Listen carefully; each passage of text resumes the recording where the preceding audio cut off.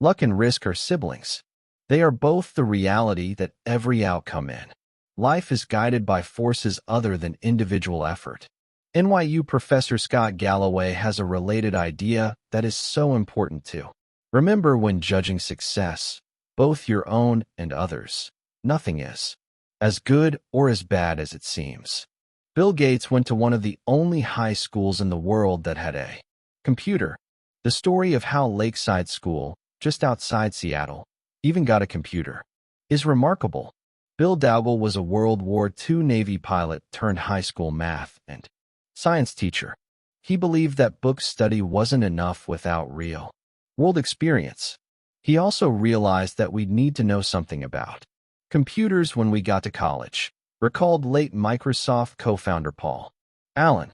In 1968, Dowell petitioned the Lakeside School Mothers Club to use the proceeds from its annual rummage sale, about $3,000, to lease a teletype Model 30 computer hooked up to the General Electric mainframe terminal for computer time-sharing.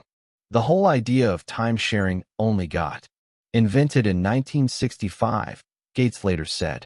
Someone was pretty forward-looking. Most university graduate schools did not have a computer anywhere near as advanced as Bill Gates had access to in 8th grade, and he couldn't get enough of it.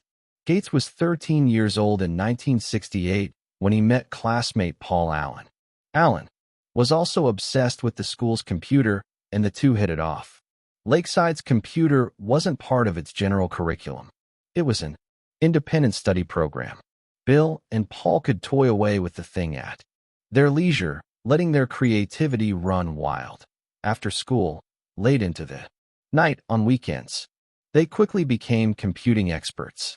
During one of their late-night sessions, Allen recalled Gates showing him a Fortune magazine and saying, "What do you think it's like to run a Fortune 500 company?" Allen said he had no idea.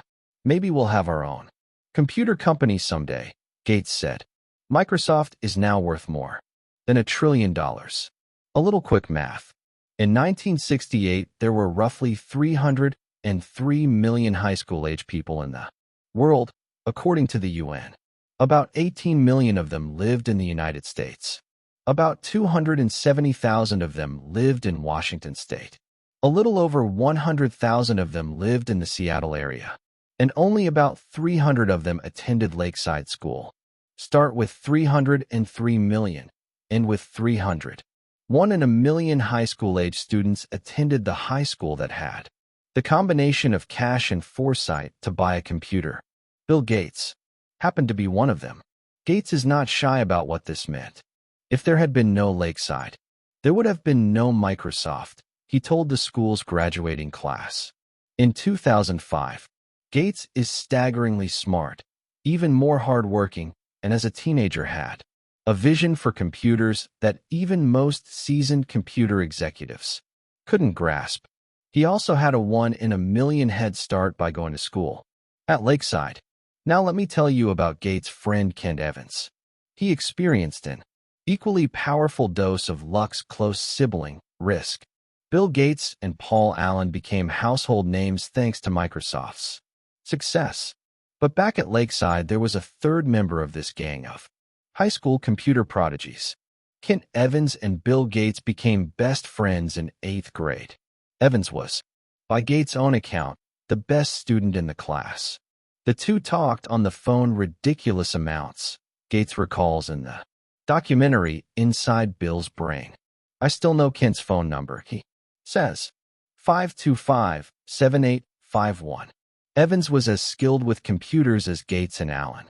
Lakeside once struggled to manually put together the school's class schedule, a maze of complexity to get hundreds of students the classes they need at times that don't conflict with other courses. The school tasked Bill and Kent, children, by any measure, to build a computer program to solve the problem. It worked. And unlike Paul Allen, Kent shared Bill's business mind and endless ambition. Kent always had the big briefcase, like a lawyer's briefcase. Gates recalls, "We were always scheming about what we'd be doing 5 or 6 years in the future. Should we go be CEOs? What kind of impact could you have? Should we go be generals? Should we go be ambassadors? Whatever it was, Bill and Kent knew they'd do it together. After reminiscing on his friendship with Kent, Gates trails off. We would have kept working together. I'm sure we would have gone to college together. Kent could have been a founding partner of Microsoft with Gates and Allen, but it would never happen. Kent died in a mountaineering accident before he graduated high school. Every year there are around 36 mountaineering deaths in the United States. The odds of being killed on a mountain in high school are roughly 1 in a million. Bill Gates experienced 1 in a million luck by ending up at Lakeside. Kent Evans experienced 1 in a million risk by never getting to finish what he and Gates set out to achieve. The same force, the same magnitude, working in opposite directions. Luck and risk are both the reality that every outcome in life is guided by forces other than individual effort. They are so similar that you can't believe in one without equally respecting the other. They both happen because the world is too complex to allow 100% of your actions to dictate 100% of your outcomes. They are driven by the same thing. You are one person in a game with 7 billion other people and infinite moving parts. The accidental impact of actions outside of your control can be more consequential than the ones you consciously take. But both are so hard to measure and hard to accept that they too often go overlooked. For every Bill Gates, there is a Kent Evans who was just as skilled and driven, but ended up on the other side of life roulette. If you give luck and risk their proper respect, you realize that when judging people's financial success, both your own and others, it's never as good or as bad as it seems. Years ago, I asked economist Robert Shiller, who won the Nobel Prize in economics, "What do you want to know about investing that we can't know?" "The exact role of luck in successful outcomes," he answered. I love that response because no one actually thinks luck doesn't play a role in financial success. But since it's hard to quantify luck and rude to suggest people's success is owed to it, the default stance is often to implicitly ignore luck as a factor of success. If I say, there are 1 billion investors in the world, by sheer chance would you expect 10 of them to become billionaires predominantly off luck? You would reply, of course. But then if I ask you to name those investors, to their face, you will likely back down. When judging others, attributing success to luck makes you look jealous and mean, even if we know it exists. And when judging yourself, attributing success to luck can be too demoralizing to accept. Economist Bhaskar Mazumdar has shown that incomes among brothers are more correlated than height or weight. If you are rich and tall, your brother is more likely to also be rich than he is tall. I think most of us intuitively know this is true. The quality of your education and the doors that open for you are heavily linked to your parents' socioeconomic status. But find me 2 rich brothers, and I'll show you 2 men who do not think this study's findings apply to them. Failure, which can be anything from bankruptcy to not meeting a personal goal, is equally abused. Did failed businesses not try hard enough? Were bad investments not thought through well enough? Are wayward careers due to laziness? Sometimes yes, of course. But how much? It's so hard to know. Everything worth pursuing has less than 100% odds of succeeding, and risk is just what happens when you end up on the unfortunate side of that equation. Just as with luck, the story gets too hard, too messy, too complex if we try to pick apart how much of an outcome was a conscious decision versus a risk. Say I buy a stock, and 5 years later it's gone nowhere. It's possible that I made a bad decision by buying it in the first place. It's also possible that I made a good decision that had an 80% chance of making money, and I just happened to end up on the side of the unfortunate 20%. How do I know which is which? Did I make a mistake, or did I just experience the reality of risk? It's possible to statistically measure whether some decisions were wise. But in the real world, day to day, We simply don't. It's too hard. We prefer simple stories, which are easy but often devilishly misleading. After spending years around investors and business leaders, I've come to realize that someone else's failure is usually attributed to bad decisions, while your own failures are usually chalked up to the dark side of risk. When judging your failures, I'm likely to prefer a clean and simple story of cause and effect, because I don't know what's going on inside your head. You had a bad outcome, so it must have been caused by a bad decision is the story that makes the most sense to me. But when judging myself, I can make up a wild narrative justifying my past decisions and attributing bad outcomes to risk. The cover of Forbes magazine does not celebrate poor investors who made good decisions but happened to experience the unfortunate side of risk. But it almost certainly celebrates rich investors who made okay or even reckless decisions and happened to get lucky. Both flipped the same coin that happened to land on a different side. The dangerous part of this is that we're all trying to learn about what works and what doesn't with money. What investing strategies work? Which ones don't? What business strategies work? Which ones don't? How do you get rich? How do you avoid being poor? We tend to seek out these lessons by observing successes and failures and saying, do what she did, avoid what he did. If we had a magic wand, we would find out exactly what proportion of these outcomes were caused by actions that are repeatable versus the role of random risk and luck that swayed those actions one way or the other. But we don't have a magic wand. We have brains that prefer easy answers, without much appetite for nuance. So identifying the traits we should emulate or avoid can be agonizingly hard. Let me tell you another story of someone who, like Bill Gates, was wildly successful, but whose success is hard to pin down as being caused by luck or skill. Cornelius Vanderbilt had just finished a series of business deals to expand his railroad empire. One of his business advisors leaned in to tell Vanderbilt that every transaction he agreed to broke the law.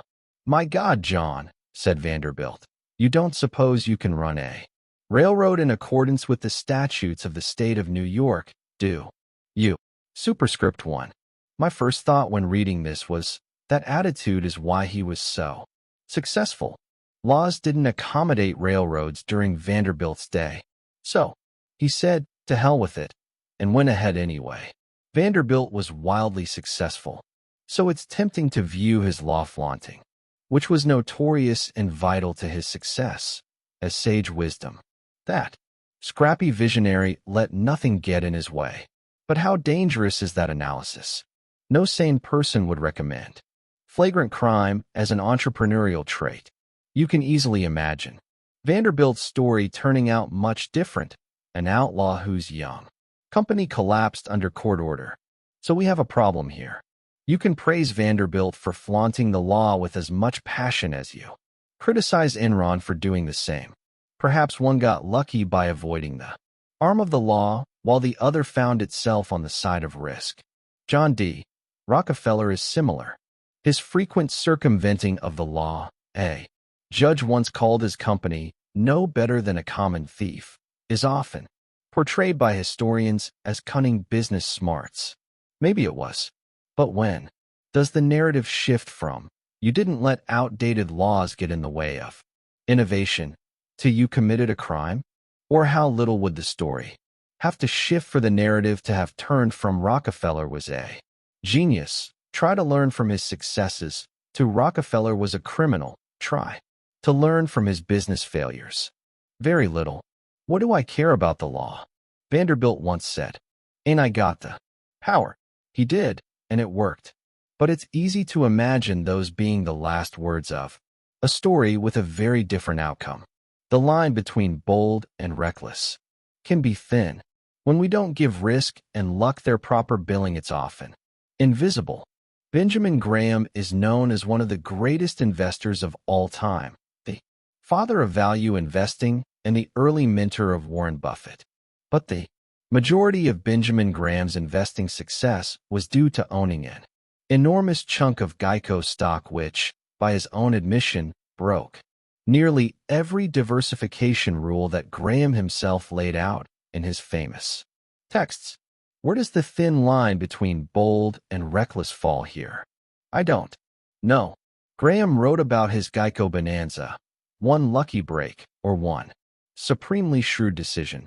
Can we tell them apart? Not easily. We similarly think Mark Zuckerberg is a genius for turning down Yahoo's 2006 $1 billion offer to buy his company. He saw the future and stuck to his guns.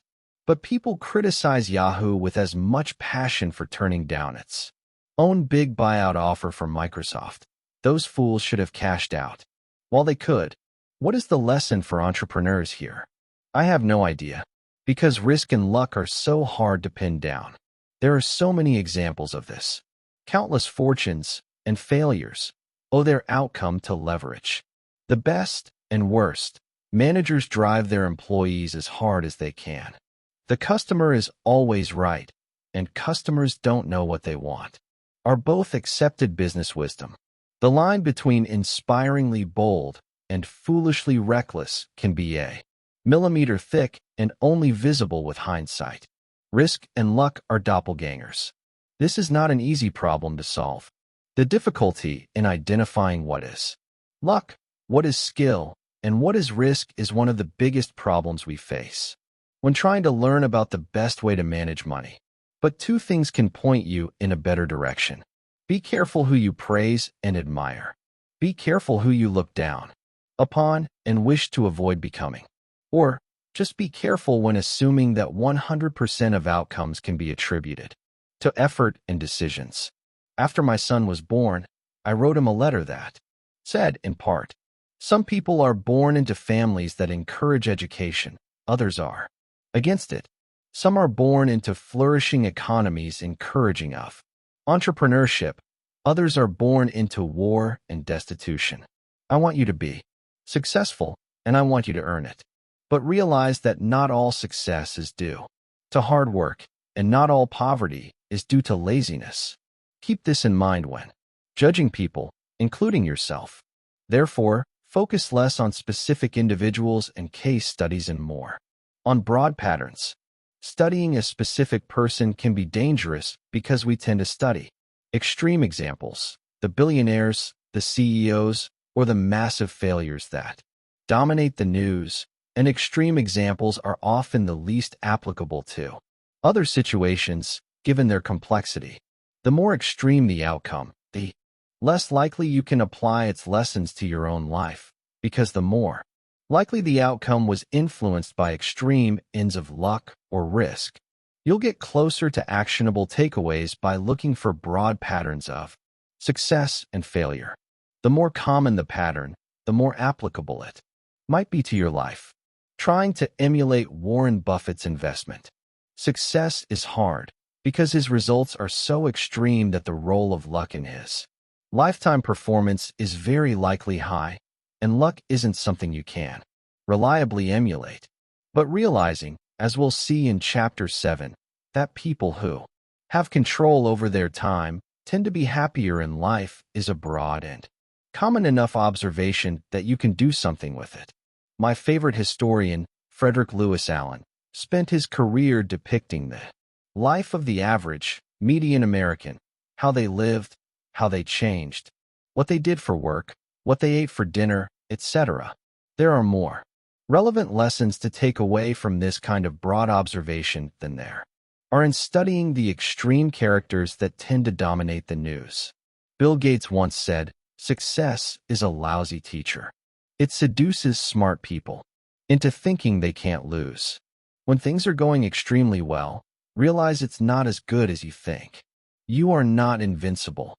And if you acknowledge that luck brought you success, then you have to believe in luck's cousin, risk, which can turn your story around just as quickly.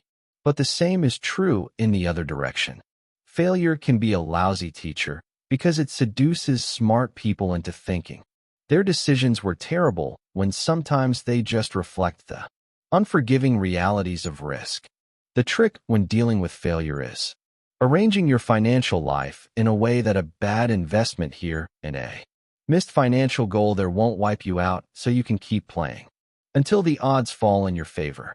But more important is that as much as we recognize the role of luck in success, the role of risk means we should forgive ourselves and leave room for understanding when judging failures. Nothing is as good or as bad as it seems. Now let's look at the stories of two men who pushed their luck.